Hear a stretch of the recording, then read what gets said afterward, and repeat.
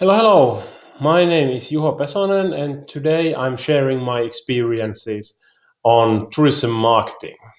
This is part of the International Master's Degree Program in Tourism Marketing and Management at the University of Eastern Finland Business School. I've been doing marketing myself and teaching and researching tourism marketing for almost a decade, and I have put together 10 statements that depict the main things that I find important in modern tourism marketing.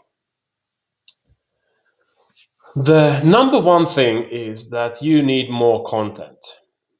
No matter how much content you have, you need it more. You also need it to be better engaging, as engagement is, no matter what the social media platform, the most important thing for your content. You need to get people to comment, like, and share whatever you are doing. This can be achieved by making content that is interesting for people, that creates value for people. Content should be, in general, either educating or entertaining, and there should be a lot of it. Most successful companies are also really good at content marketing. So it's not just about social media marketing, but also all the other digital marketing content that your organization produces. But the most and the biggest potential is definitely in social media. Social media is used by billions of people all over the planet and provides opportunities that have never existed before for any business to become a global business. Another big reason and another big lesson I've learned is to make buying as easy as possible. Uh, People really need to be able to buy whatever you are selling. Um, if your reason of not selling anything online is that your product is so complex that you cannot sell it online, you should think, does it really need to be that complex? People want it easy and fast to buy whatever they are interested in and buy it immediately when they need it. The buying part is also really good for your analytics. If you have an online store, e-commerce, then you can track all your marketing and sales efforts much better than without possibility to make these purchases. The third one is that everything is branding, and branding is everything. Uh, Whatever your business does, it affects the perceptions of people. I like the definition of branding is that they are the actions that change the way people talk about your brand when you are not listening or you are not in the room. Meaning that all the actions in a business are connected to branding, whether it's a social media post, whether it's a new website, marketing campaign, new product announcement, market research, or let's say when you are searching for new new employee, everything is branding. Branding is also everything. Without a brand, it's really difficult even today to really succeed, and especially in the future. We are talking, for example, voice controlled buying that is enabled by Alexa and Siri and other AI assistants, and especially when those are used, brands are everything. With marketing, you should also focus a lot on emotions, creating emotions. And typically, when people make purchase decisions, emotions supersede facts. If you have an emotional bond with your customers, you will do just fine. And this is also connected to branding.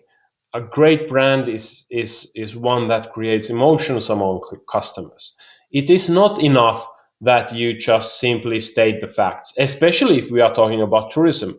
My special field is that tourism products, services have to um, be able to um, be emotional.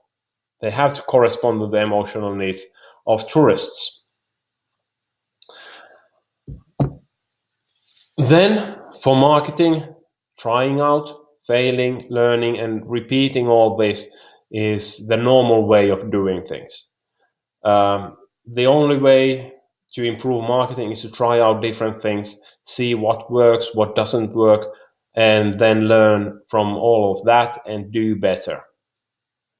This also means that the organizational culture has to be built in a way that it creates a safe environment for all employees to fail, to try, to fail, and to learn.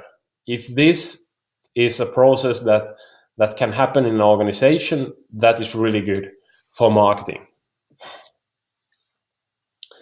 And data really is your best friend, not just big data, but all kinds of qualitative and quantitative data you can obtain both regarding how your business is doing as well as how the customers are doing, what the customers' needs and wants are, what is important for them, what they hate, how they are doing in your sales funnel, how your loyal customers are activated, how many brand ambassadors you have, who they are. All of these require data. So the organization really needs to have uh, the structure to uh, collect data, analyze data, and use that data to make decisions. We are talking a lot about digital marketing, but it is only a tool. It is an important tool, but it's only a tool for the organization to enable creation, co-creation of value with the customers. With what digitalization has done, it's that it's made new business model possible. It has made more efficient organizations possible, and it has also made it possible to co-create customer value in completely new ways. But still, you need the basic business building blocks in place. You need to have understanding of the customers. You need to have understanding of your products, the marketplace, in order to fully utilize digital tools. Then, when you are thinking of should I be present in different social media channels, you have to choose the channels where your customers are. If you can be everywhere where your customers are and interact with them in many different channels wherever they are, it provides great platform for your business to start building a known brand among these customers. If your customers are not on some social media channel, are not actively using it, you don't need to be there. This also requires you to really understand your customers, which goes to listening and understanding them. If you don't do this, if you don't understand what is going on in the heads of the minds of the customers, why they make the decisions that they make, it's really difficult to do efficient marketing. You will have to continuously listen what they are saying, what they are talking about, and also activate these discussions in a way that you can better understand your customers.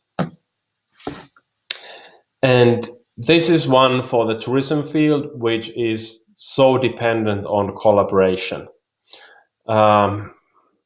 Because tourists typically, especially when they are traveling farther from their home, choose destinations instead of individual businesses, it means that geographically neighboring businesses are your friends and not your enemies. And in tourism, you can actually never have enough friends. The stronger the community in an area, in a destination is, the more attractive it is for tourists, and everybody benefits from this.